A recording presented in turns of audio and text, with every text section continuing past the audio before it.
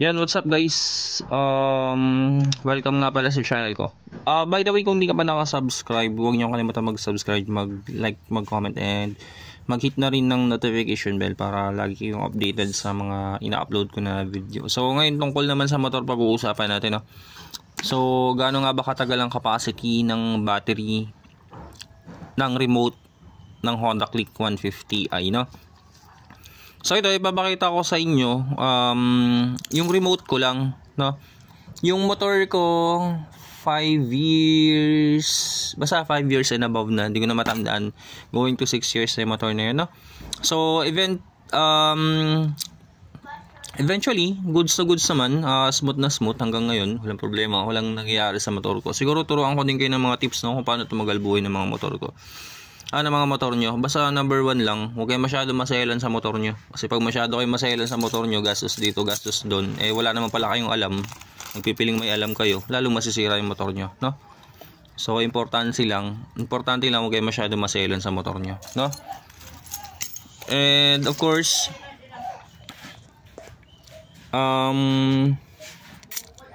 by the way, alam niyo naman na gamitin to, no? Yung sa remote ng Honda Click 150i. Usually, di ba, nagkakaroon ng silent, nagkakaroon din ng kung paano nyo tatanggalin yung silent ng ano nyo, ng motor nyo. Nagsa-silent minsan yun pag nagkakamali kayo ng pindot dito sa sa remote ng Honda Click 150i. Siguro next video ko na lang ituturo sa inyo yun, okay? Saktong 5 years yung capacity ng ng remote ay ng battery ng remote ng ng stock ng Honda Click 150i. Pero hindi naman totally kasi may 5 years na yung motor ko, kumbaga going to 6 years na yun eh. Ito pa yung stock nyo, guys, simula unang-una. Ayan, makikita nyo may nakalagay diyan na 3 volts Indonesia. Yan yung original na stock nitong nitong Click ko. Yan, may 3 volts Indonesia nakalagay. Ito yung model ng battery.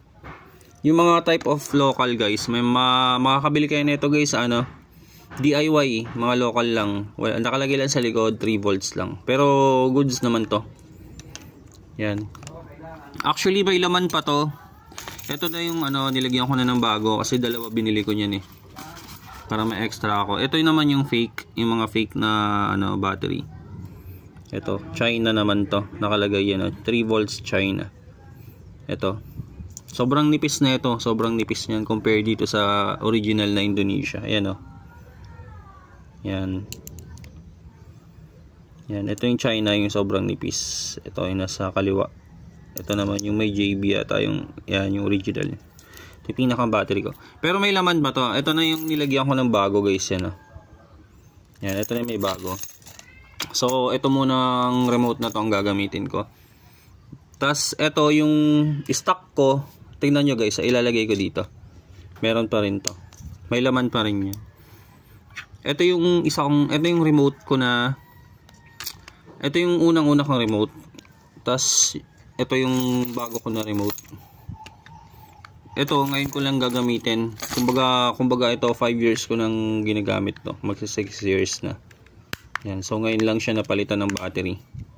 Ito pala, ito yung bago yung gagamitin ko na. So ito, yung luma pa rin yung battery na ito. Yung stock pa din, which is may laman pa din, 'di ba? Hindi pa rin ubos, guys, no? Dami. So kanina kasi kaya naisipan ko lang bumili ng battery kasi parang hirap niya ng pindutin. So tinitingnan ko, inayos ko lang naman yung lagay ng battery. So maluwag lang, pero at least meron na akong reserve na battery, 'di ba? Yan. So marami tayong battery, hindi basta-basta maubos.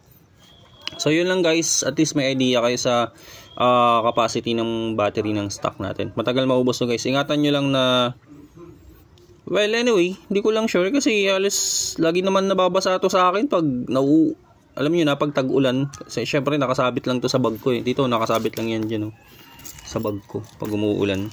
Minsan sa pantalon ko. Yan. So yun lang, guys. Sana nakatulong sa DIY Ace Hardware. Makakabili kayo nito.